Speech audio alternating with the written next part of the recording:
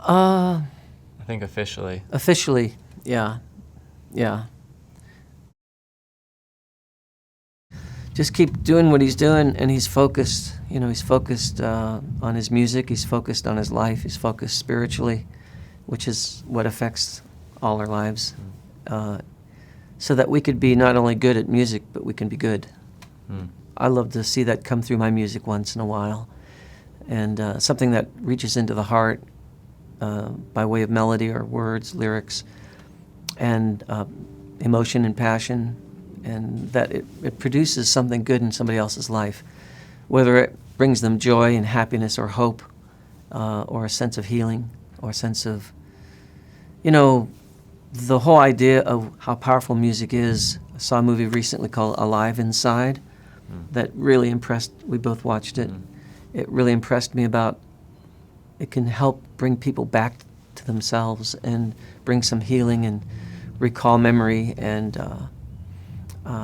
as I get older, I want to do more of that. That's why I love instrumental music, and I hope to continue to create in that area. Well, I mean, he's made over 50 records, and I mean, I don't even know what the count is. I don't know if he even knows what the count is anymore. Of such magnificent variation.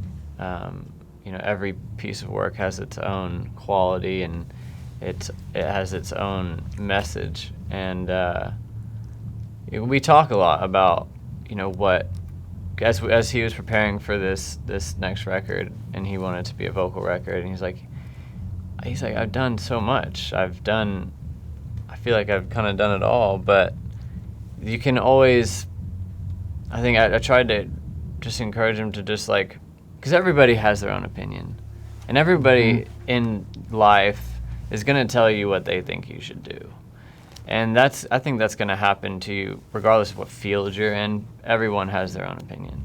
And what's most important is that you kind of just, you do what you want to do, especially when it comes to art.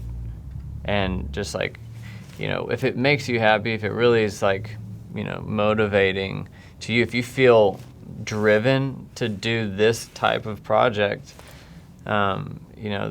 that's what it should be. And that's kind of what I tried to tell him in some fashion of that. And I think that's what he's doing, and he's definitely seems excited about it, and there's a lot of great songs already for it, and I'm happy to be a part of it to some degree.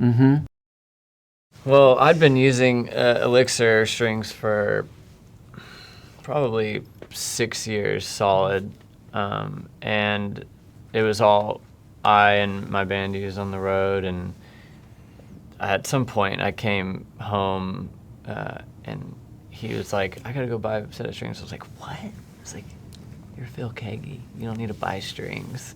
I was like, I'm changing this right now. And so because I had a relationship with y'all, I was like, hey, my dad needs some strings, and then of course y'all were more than happy to. Thank you.